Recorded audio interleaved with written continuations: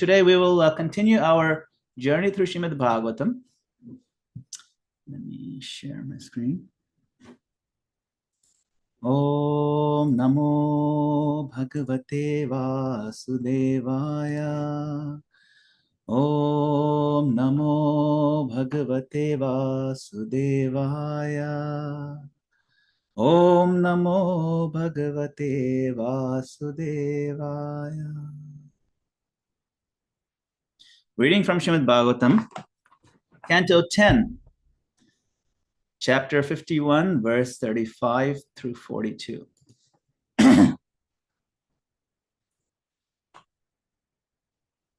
Evam sambhashito ragya Bhagavan bhuta bhavana Pratyaha prahasan varnya Meghanada Gabhiraya. Shukadeva Goswami continued. Thus addressed by the king, the Supreme Personality of Godhead, origin of all creation, smiled and then replied to him in a voice as deep as the rumbling of clouds.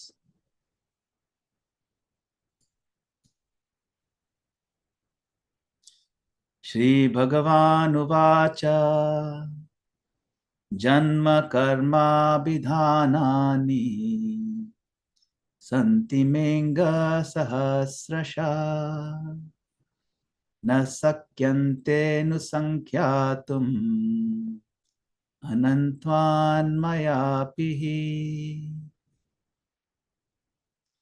The Supreme Lord said, my dear friend, I have taken thousands of births, lived thousands of lives, and accepted thousands of names. In fact, my births, activities, and names are limitless. And thus even I cannot count them.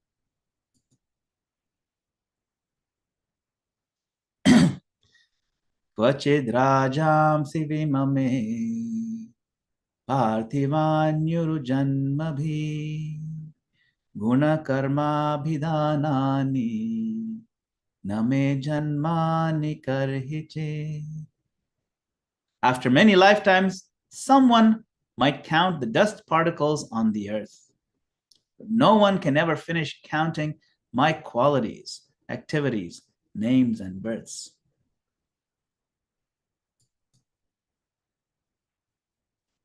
Kala trayopapannani janma karmani me nripa anukramantu naivantam Gachanti Paramarshaya. O King, the greatest sages enumerate my births and activities, which take place throughout the three phases of time, but never do they reach the end of them.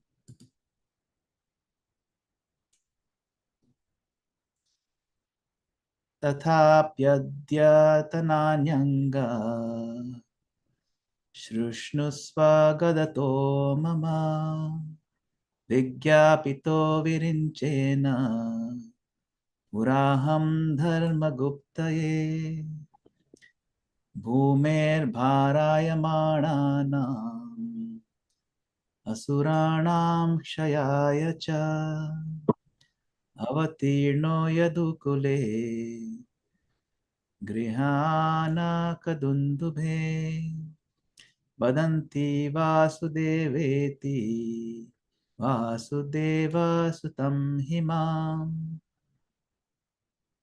Nonetheless, O friend, I will tell you about my current birth, name, and activities. Kindly hear. Some time ago, Lord Brahma requested me to protect religious principles and destroy the demons who were burdening the earth. Thus, I descended in the Yadu dynasty, in the home of Anakadundubhi. Indeed, because I am the son of Vasudeva, people call me Vasudeva. Kala nemir hata kamsa pralambadayascha sadvisha ayam cha yavano dagdo rajam ste tigma chakshusha. I have killed Kalanemi, reborn as Kansa, as well as Pralamba and other enemies of the pious. And now, O king, this barbarian has been burnt to ashes by your piercing glance.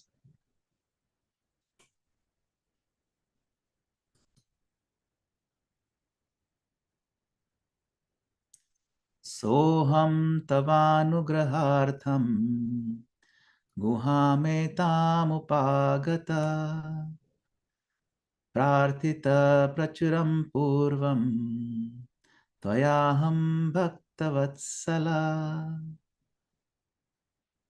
Since in the past you repeatedly prayed to me, I have personally come to this cave to show you mercy, for I am affectionately inclined to my devotees.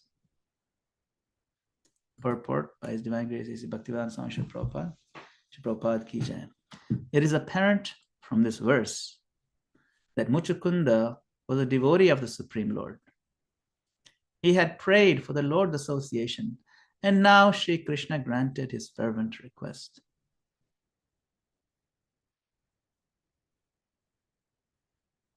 Om Jnana Timirandasya Jnananjana Shalakaya Chakshurmritam Yena Tasmai Shri Guru. I offer my humble obeisances unto the lotus feet of my spiritual master, who has opened my darkened eyes and filled my heart with transcendental knowledge. I further offer my obeisances to all of you assembled Vaishnavas and seek all your blessings that we may recite Srimad Bhagavatam. So this section is,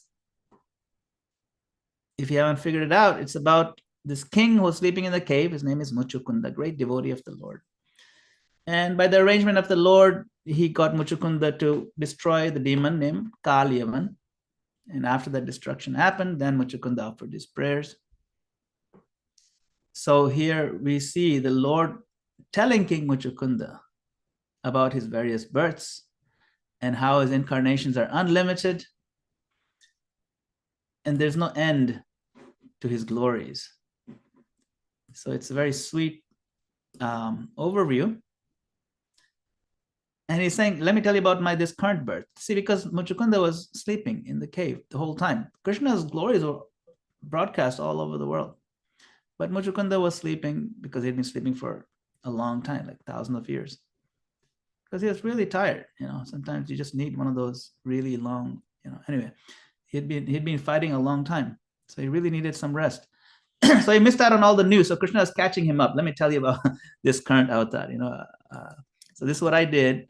I was born in, Krishna is telling him that I was born in the family of Anakadundubi. Anakadundubi means, this is the name of Vasudeva. Vasudeva is one of his names is Anakadundubi, which means, Anakadundubi has two musical instruments that are very, loud and they're very melodious. And they kind of announce, they herald something auspicious. So when Vasudeva was born, everybody played these two instruments. So that's one of his names, Anakadundubi. So he said, I was born in that home of the Anakadundubi's Yadu dynasty. And because his name is also Vasudeva, people call me Vasudeva.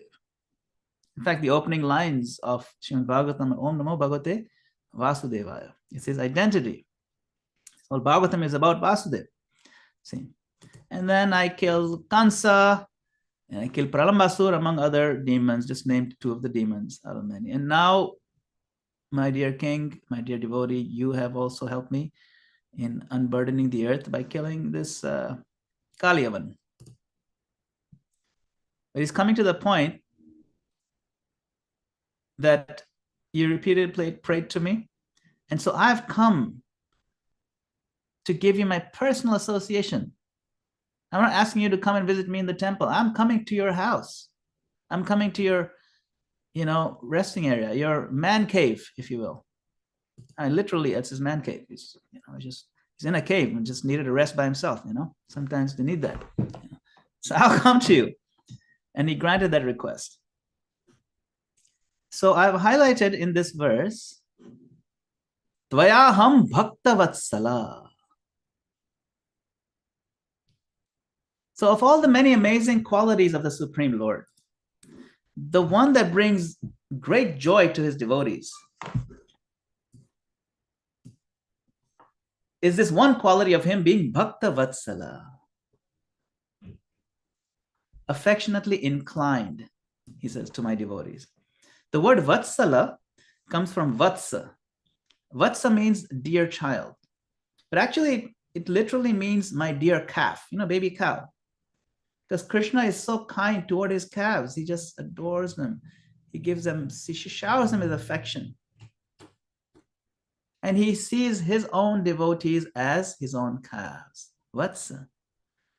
So when his mercy overflows, when he's giving his mercy as Lord Krishna, he comes in person, for someone who's been a great devotee, who's so super qualified. And he shows up. But when his mercy overflows beyond looking at anything else, he comes as Lord Chaitanya Mahaprabhu in the Kali Yuga when everybody is fallen. And when that mercy becomes blind to all disqualifications and most forgiving, including offensiveness, that feature is embodied in none other than Lord Nityananda Prabhu. Shri Nityananda Prabhu ki jai. So who is the most merciful? That's the title of today's talk. It ties in with Lord Krishna's pastimes. You see in the verses today, and if you recall the verse in Bhagavad Gita, he says, Yada yada hi dharmasya, whenever there's a decline in irreligion, I come and destroy the demons. So he gives that outline, I kill Kansa and Pralamba. But the real reason I come is to give joy to my devotees. Paritranaya sadhu nam. See, so two things, vinashaya cha dushkritam, killing the evildoers, and paritranaya sadhu nam. You see. So who is the most merciful? This is an aspect of Lord Krishna's mercy, the embodiment. Today is the most glorious day. It is Nityananda Trayodashi. And we are celebrating this divine appearance of Lord Nityananda, the embodiment of mercy. He's always blissful, so blissful we can't fathom how he can behave in such unusual ways. And who is always inviting us to enter into a life of permanent joy, happiness, and pure love. So who is this Lord Nityananda? At our Tuaco temple here in New Jersey, we have these most beautiful divine forms of Lord Nityananda and Lord Chaitanya on this central altar. And Lord Nityananda, he's on the left over there. And Lord Nityananda is none other than Lord Balaram. Lord Balaram is the first expansion of Lord Krishna. When Krishna takes one step to the right, he becomes Balaram. There's not much difference between Krishna and Balaram. Krishna is dark-hued, Balaram is white-hued. The brothers. Balaram is just as powerful as Krishna, but he's functionally a little bit different in terms of function. Krishna is the original personality of Godhead. Balaram is also considered the original personality of Godhead, but he is the servitor Godhead. You see, servitor. So he's also God, but he functions as a servant of God too. It's quite amazing. It's hard to fathom how that even works. It's kind of inconceivable. But there are some very beautiful verses in Sri Caitanya Charitamrita that we can read today in the glory of Lord Balaram and Lord Nityananda, who is none other than Balaram. So this is Chaitanya Charitamrita Adi Lila.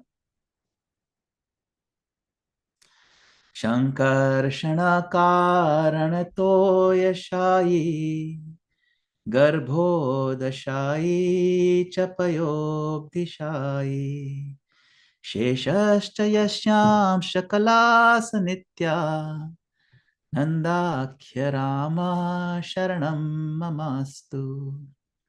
May Shri Nityananda Ram be the object of my constant remembrance.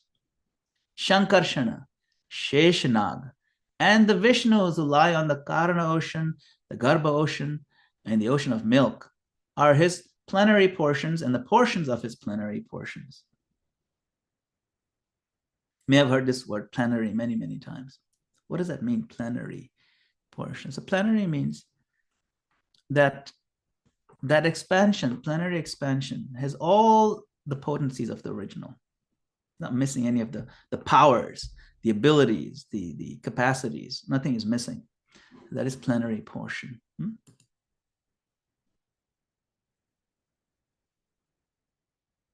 Is a verse glorifying Lord Nityananda. It says, Nityanandam aham naumi sarvananda karam param harinama pradam devam avadhuta shiromanim.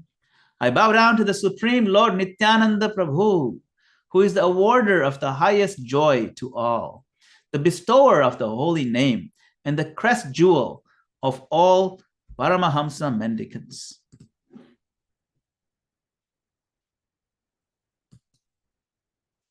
So this picture behind me, as well as this picture here, this is a temple in Ekachakra. I got the good fortune of visiting Ekachakra a couple of years ago. It's really quite an incredible place. So this is the birthplace of Lord Nityananda. So maybe we'll take a few minutes just to kind of, most of you already know these pastimes. It's always nice to repeat them, to relish them, especially on this special day. So Nityananda Prabhu appeared in this village of Ekachakra in West Bengal around 1474 in our calendar. So in the Caitanya Charitamrita and other scriptures, he's declared to be the avatar of Lord Balaram, a direct expansion of personality of Godhead, Lord Krishna. So as a child, he was called Nitai. And he had a close circle of friends as he was growing up. And together, they used to imitate the pastime of Lord Krishna and his associates. That's how they would play in the yard. And the grown-ups, they would just be fascinated. All the grown-ups of Ekachakra would come around and just be watching this unique, charming little boy. And they all loved him as their own child. And seeing that he was so absorbed in all the avatars and incarnation of Krishna, they had a suspicion that maybe he is some sort of incarnation himself. So day after day, these boys, they would enact these different pastimes. And they did it so skillfully with so much depth. And neighbors were wondering, how is it that he's so talented? How is it that he knows the story so well and acts them with so much nuance? Nobody's explained all these details to him. On one occasion, one of the boys, he dressed as Akrura and took Krishna and Balaram away from Vrindavan on the order of Kamsa. And then Nitai, he got in the mood of that separation. And he cried, feeling the grief of that separation from the gopis of Vrindavan. Tears of love flowed from his eyes. And his acting was so authentic, it made everybody who saw him wonder, was he merely just acting, or was he actually feeling those feelings? Was he experiencing those emotions? And this was true whether he played the part of Krishna, or he played the part of Balaram, or he played the part of Vamanadev and other incarnations of the Lord. And when someone asked him, Nitai would say, "These are my own divine pastimes, and I'm allowing you to see them. This is your good fortune." So among his most convincing roles was that of Lakshmana. Lakshmana is younger brother of Lord Ram. And sometimes Lakshmana would get really angry at Ravana and things like that. And he'd really show it. And he kind of hinted at his origin, at his inner identity of Balaram or of Sheshanag. So the first 12 years of his life, Nityananda Prabhu, he lived in Ekachakra, shared his loving pastimes with his neighbors. Now, just before his 13th birthday, however, what happened? The traveling mendicant came to his home, sannyasi, and he was welcomed as a guest by Nityananda Prabhu's father, Hadai Pandit. And Hadai Pandit offered this guest everything. "My dear sadhu, you have come to my home. This is your home. Whatever things I have here, they're all yours. Please feel free to take whatever you like. My home is your home. All my belongings are yours." That was his, very generous nature to the great souls. The sadhu said, I'm a simple man. I don't really need anything. My needs are very minimal. I already have the clothing that I need. I have this water pot. However, I do need a traveling companion, someone who can assist me. And this young Nitai, he would be an appropriate person for this service. Now, Nitai was actually very eager to go. And Harai Pandit was very reluctant, but because he had given his word, he respected that sadhu, he actually let his son go. So Nitai travels from place to place, all these holy places in the next 20 years, until he was 32. He was receiving instruction and friendship from this elderly sannyasi companion. He traveled the length and breadth of India and sanctified that whole area, the whole subcontinent with his presence. And wherever he traveled, he continued to feel the ecstasy more and more of all these sacred places. Then one day in Pandharpur is a sacred place in Maharashtra, Nityananda Prabhu met the saintly Lakshmipati Tirtha.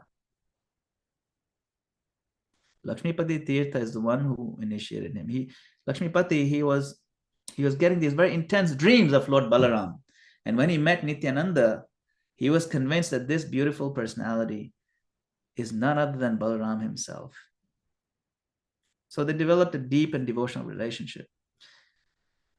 And according to some authorities, Lakshmipati initiated Nityananda Prabhu and gave him the student name Svarupa. So this is his initiation.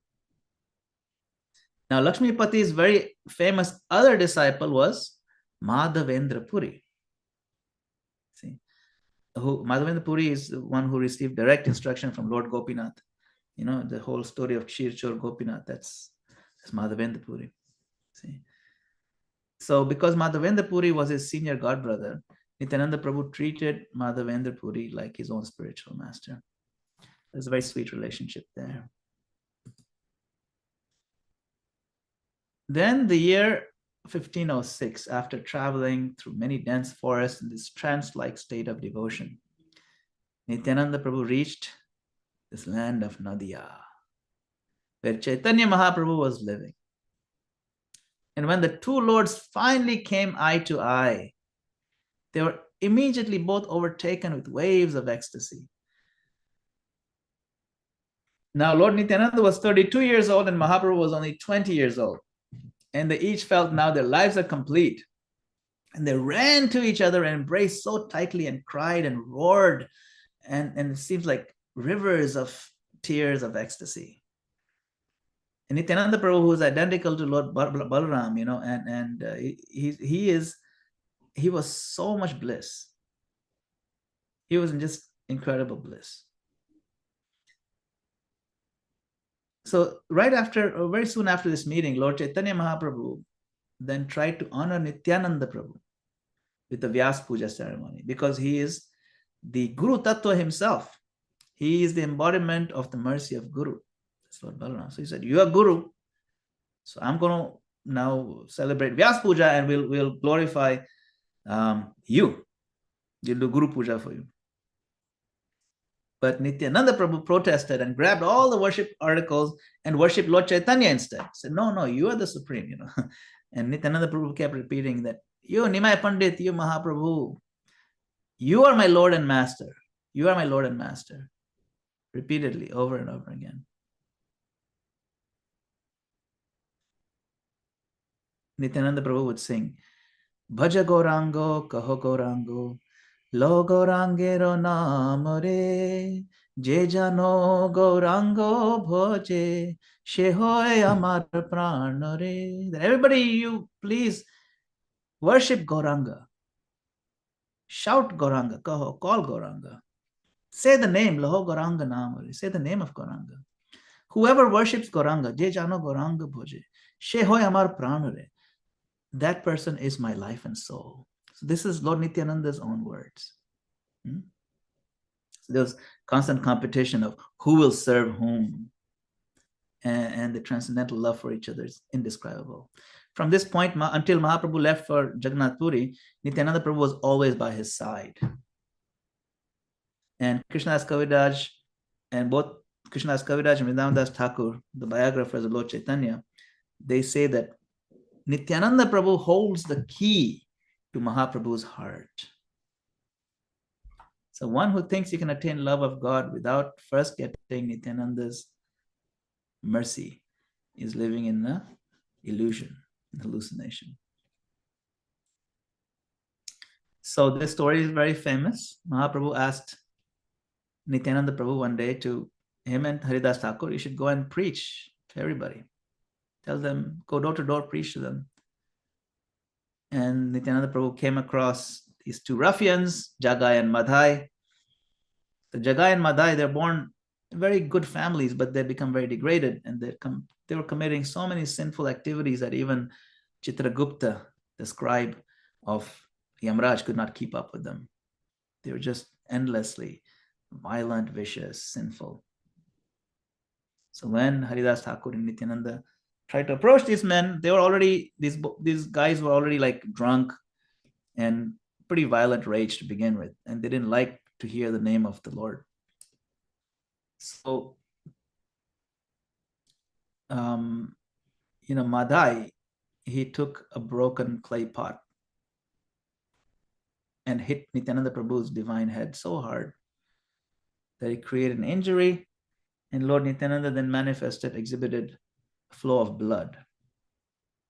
Now, of course, the Lord's body is purely spiritual. There's no real blood involved, but he manifested this, he exhibited it as a pastime so that Jagai could attain the liberation, the mercy of the Lord. So when Mahaprabhu heard that Nityananda Prabhu was attacked, he came rushing to the scene, infuriated. How can anybody harm such a gentle soul like Nityananda? And he started shouting and calling for his Sudarshan Chakra, that I'm going to destroy these people. And lift his hand up. You can see his fingers up there. Sudarshan is beginning to manifest. And Lord Nityananda intervened on their behalf. And Nityananda Prabhu said that, look, the majority of the people in this age, they're so fallen, so sinful. Who are you going to kill and who are you going to spare? You'll have to wipe out 99% of the population if this is how we're going to do it in Kali Yuga. We can't do this way. This is not your MO in this age of Kali. It's not the way you have come to give. You have to kill the demoniac tendencies in the heart by overflooding them with the holy name of the Lord. So this way, Lord Chaitanya Mahaprabhu was pacified, but he did not want to forgive Madhai. He could forgive Jagai, but not Madhai, who had actually hit Nityananda Prabhu. He said, Madhai, I cannot forgive. He needed to be forgiven directly by Nityananda Prabhu himself. And because Nityananda Prabhu's mercy is boundless, he quickly forgave Madhai for this evil act. And when Jagai and Madhai saw this loving exchange between Mahaprabhu and Nityananda Prabhu, their hearts melted, they became purified, and they resolved to become devotees. And Lord Chaitanya took their sins. He embraced them and he absorbed their sins. It's described that for a brief moment, Lord Chaitanya's golden complexion turned blackish as he was absorbing the sins, like just as a demonstration of, it's just a visual demonstration of his mercy to them. And then after this, the two, Jagai and Madhai, became perfect gentlemen and perfect devotees. This is the mercy of Nityananda Prabhu, who intervenes even on the behalf of offenders. Or to speak of disqualified. So there are some nice prayers. This is the second verse of the Chaitanya Charitamrita, 1-2. Vande Shri Krishna Chaitanya Nityanandau Sahoditau Gaudodaye Pushpavantau Chitrasandau Tamonnudau. I offer my respectful obeisances unto Shri Krishna Chaitanya and Lord Nityananda, who are like the sun and moon.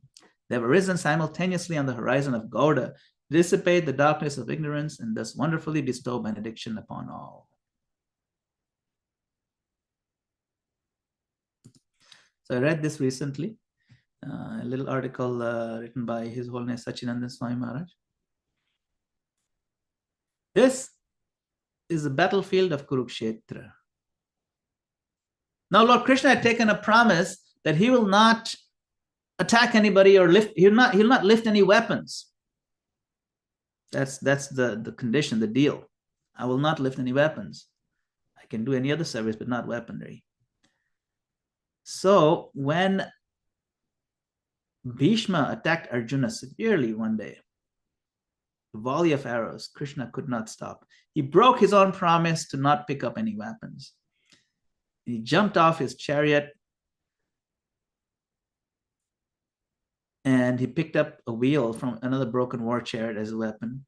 He raised it above his head and charged toward Bhishma Dev. In fact, one of the names of Krishna that came out after this is Krishna's name is Rathanga Pane. Pani means his hand. Rathanga means he holds the wheel of a ratha in his hand. It became a name of Krishna. It's a beautiful scene that he breaks his own promise, he breaks his own vow just to protect his own devotee. So when Bhishma Dev, who is one of the 12 Mahajans, one of the top devotees of the Lord, when he saw the Lord charging at him, Bhishma immediately put down his own bow and started to glorify Krishna. That Krishna, who is a protector of devotees, is ready to break his own promise and all other considerations just for anybody who turns to him. That is his Bhakta Vatsalata. And when Krishna heard these tearful prayers of Bhishma, look at this scene. Okay, it's like a violent scene. There's like dead bodies everywhere. And Krishna wants to hurt somebody, and Bhishma Dev is offering prayers to him. Arjuna is holding him back. Please don't go. Is a Lord and two pure devotees. It's an incredible moment in divine history. And when Krishna heard these tearful prayers of of Bhishma Dev, he calmed down and threw the wheel away. Now he threw the wheel so far, it went all the way to West Bengal. This is in Kurukshetra in North India. And it fell in this place called One Wheel, Eka Chakra. It's landed there. And that represents a promise that Krishna always takes care of his devotees. It makes a point, this story makes a point, that the Lord is ready to extend his mercy, that I must save this person regardless of his or her qualification. That's because they've turned to me. Even they've given me a hint that they want to turn to me. In a time when there's so many disqualifications and even offenses, it's like our disqualification offense is like our undercurrent of our psychology in this age of Kali. It's a baggage we walk around with. In that background, this pure love of God is practically unobtainable. Unfortunately, we tend to forget Krishna in this situation. But fortunately, Krishna never forgets us. And he comes as Lord Nityananda, the wielder of mercy. So let us therefore wholeheartedly pray sincerely to Lord Nityananda. So these are some prayers from Caitanya Bhagavat and Caitanya Charitamrita. I'll just recite the English. It says, "O Lord Nityananda, you forget all offenses of the living entity and bestow mercy upon the fallen." Can we try to say that in our hearts when we approach the Lord today? And in Chaitanya Bhagavat, it says, the devotion of the gopis that is described in books like Srimad Bhagavatam is awarded to the people of this world by you, Lord Nityananda. So Lord Nityananda gives us the same grade of pure love as the gopis have for Krishna. That's the highest. There's nothing higher than that. And then Chaitanya Charitamrita, it says, you can do what even Sri Chaitanya does not do. Bestow the mercy on the most disqualified. Your name is Nityananda, full of eternal Nitya, eternal bliss, Ananda. And I am very sad because I'm trying, but I'm failing in my spiritual life. Therefore, please give me your mercy and make me truly happy. So this is a special mercy of Lord Nityananda. Nityananda Prabhu ki jai. Hare Krishna. Thank you very much. I think I'm supposed to stop at 10 minutes before 8. I think it's about right. Hare Krishna. Shri Prabhupada ki jai. Thank you very much. Thank you, Madana-gopāla Prabhu. Wonderful class. Everybody's enjoying your class. Janitai Prabhu, good morning. Hare Krishna. You have a comment? Unmute yourself, please. Thank you, Prabhu. Yes, thank you. What a wonderful class. So amazing. Thank you for reminding us of Lord Nityananda and taking us to Ekachakra. And thank you for that story. I'd never heard that before about the origin of Ekachakra. So I'm so delighted to have that wonderful knowledge on this beautiful day. So thank you, Prabhu. Wonderful class. Hare Krishna. Hare Krishna. Jai Nityananda. Jai Nitai. Yeah, we may forget Krishna. We may find ourselves struggling in our bhakti. But the good news is that Krishna never forgets us and sends us his representatives like Lord Nityananda. We were discussing yesterday how Lord Nityananda digs deep into the covering, into the material covering, and picks us up. And he goes hand in hand with Varahadev, with tusks to dig through the dirt, through the layers of material conditioning. So that's our saving grace, Lord Nityananda and Varahadev. Thank you, Madana-gopāla Prabhu, for reminding us of that mercy that's available to us. Questions, dear devotees? Reflections? Damodar Priya, followed by Adi Purusha. Hare Krishna, Madana-gopāla Das Prabhu. Thank you so much. There were so many things that I was trying to write down because I never heard them before. I was wondering if you could take a question regarding violence, since we kind of hit upon that a little bit today.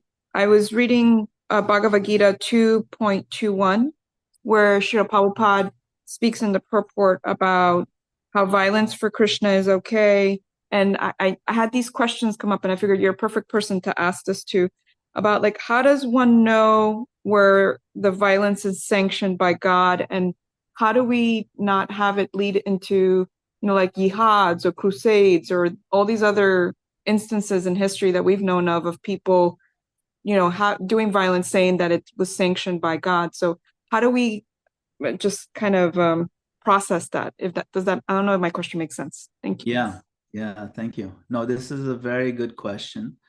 And it's an interesting one because the same question came up when we spoke about Lord Nityananda just 2 days ago. So it seems that it comes to mind. And the reason why it comes to mind is because of that episode of Jagai Madai, right? In particular, because Lord Krishna killed many demons, right? We just read that. He said, I killed Kalnemi in the form of Kansa, I killed Pralamba, and you very kindly killed Kalyavan, you burned him to ashes. Good job, right? And then here, Jagai Madai, no killing. You embrace. So what is the key difference? Of course, the key difference, the yugas are different. In the yugas, when the yugas are different like that, in Kali Yuga, the demon is residing in every devotee. I mean, the devotee and demon, they live in the same heart. Whereas in previous yugas, you could they live separately. Devotees were pure devotees, right? For the most part. So that was pretty easy. Now, how do we recognize what is dharmically sanctioned violence? Okay, I think that's the core of your question. And it's not an easy one to answer because everybody who claims to be on the side of God and take up violence, they're convinced that God is on their side. So violence has its place, even in Kali Yuga. But it is not sanctioned to kill somebody because of somebody's religious beliefs. That is never sanctioned. Right? So this is what we learned. We don't find that in dharmic. It's not supported in the dharmic approach. Okay, you're not a Hindu, therefore I'm going to kill you. No, that's never sanctioned anywhere. Or if you're not a Muslim, I'll kill you. If you're not a Christian, I'll kill you.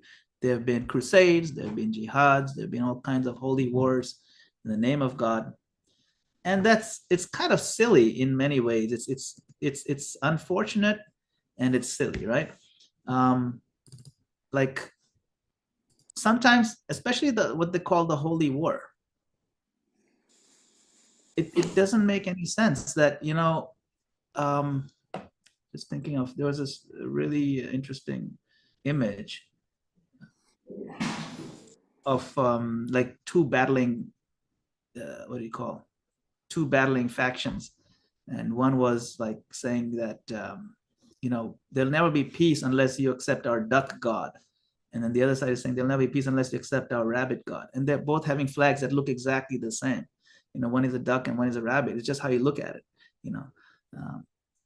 And so they're just fighting each other for generations. That's what's happening. I mean, we're worshiping the same God. That's not sanctioned. So if that's the question, is sanctioned? It's not. The war that Arjuna was fighting was not a war of dharma in that sense, or it's not a holy war. It was dharmic war. Dharmic war means upholding the principles of religion. If somebody is an aggressor, there's 6 aggressors that you're supposed to defend from. I mean, we have a police force. There's a reason we have a police force, right? Without police, there'll be chaos. You can't say we're complete pacifists, because if you're complete pacifists, it means you can't have police force, you can't arm them with weapons, you can't have an army. But they are noble professions. Why? Because there's a tendency for people to exploit others and to be unfair and just go out and say murder your neighbor because you didn't like him. Well, that you have to be protected from. Or you just go and kidnap somebody's wife or whatever, or you kidnap someone's children, you go in and break in someone's house and take their money. So to protect from those kind of things, violence is sanctioned and allowed. If a country decides that, hey, I like your country and the natural resources, whatever, I'm just going to invade you and take it over as part of my country. So then you take your army and you invade that country. That country has a right to defend itself and fight back. And that is sanctioned violence. You see? Those kind of things are considered dharmic. Okay, so there are clear delineations of what is dharmic violence.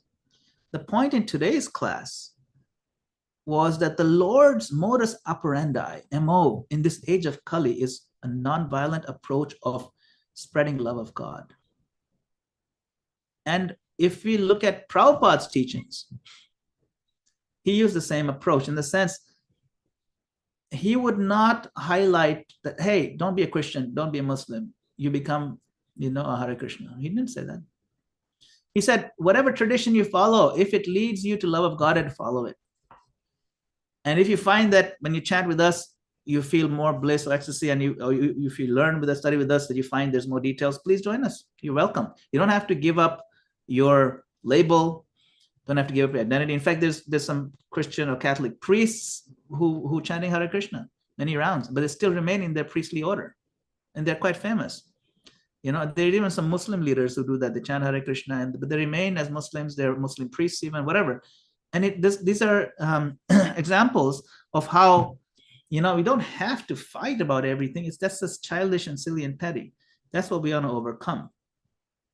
So we want to overcome the violent tendencies, that the exploitative tendencies, really what we want to overcome, you see. So Srila Prabhupada promoted that approach, which is Chaitanya Mahaprabhu's approach, is you give love of Godhead.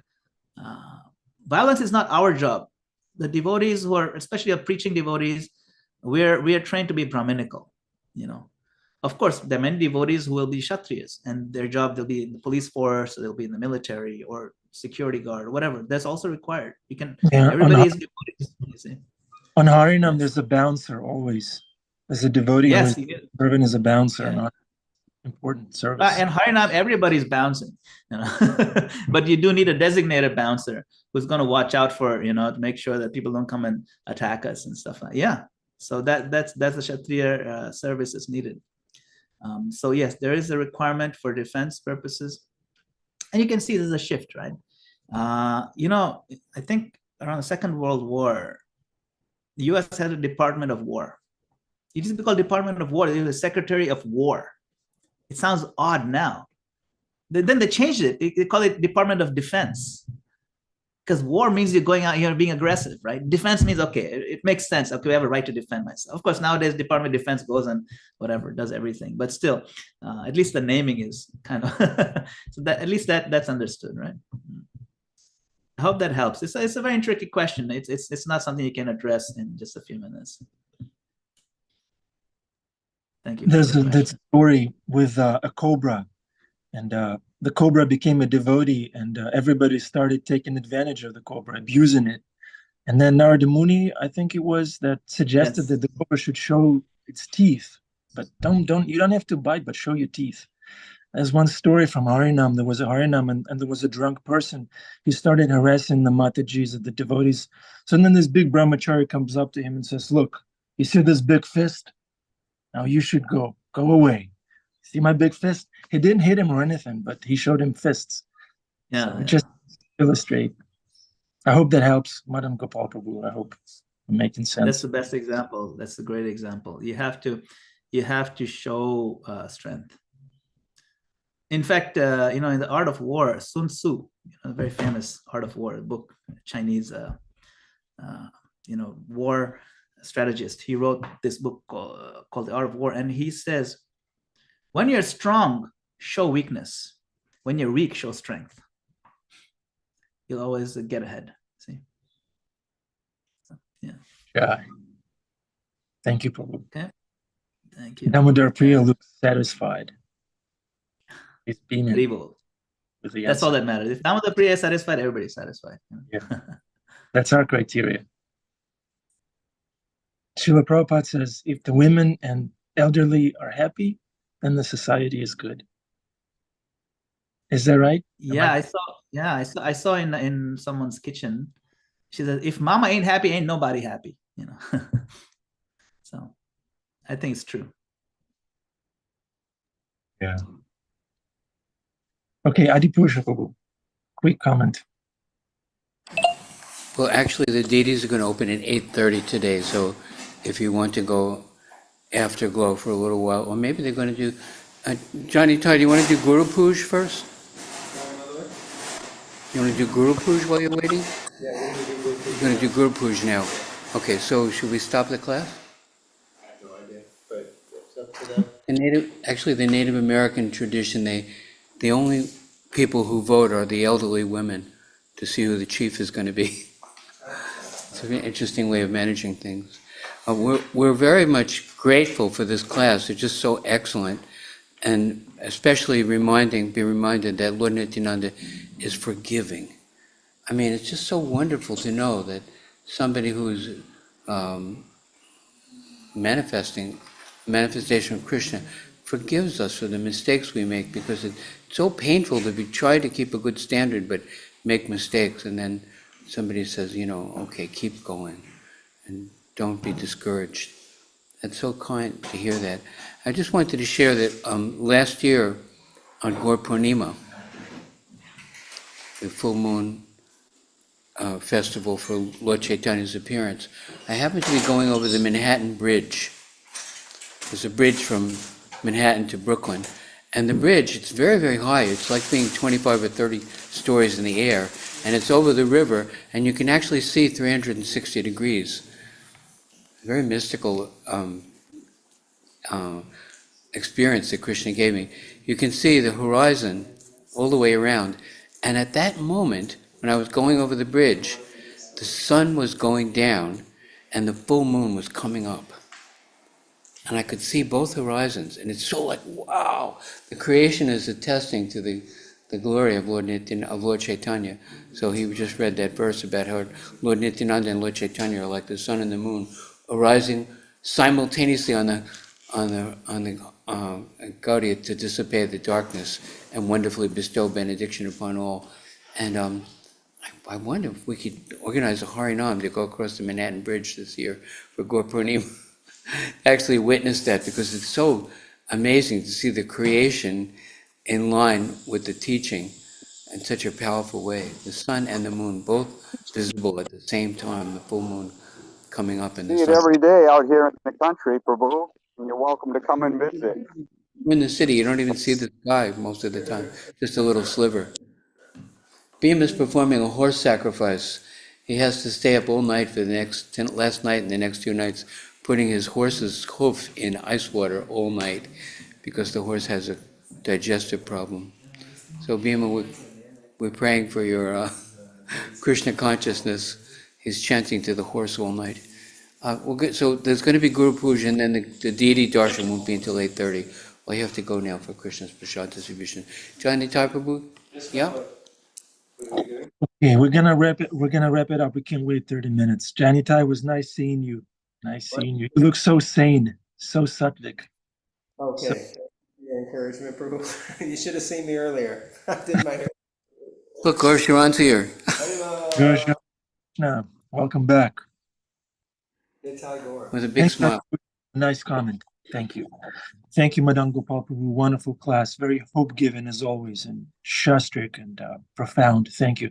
Any final instructions for us?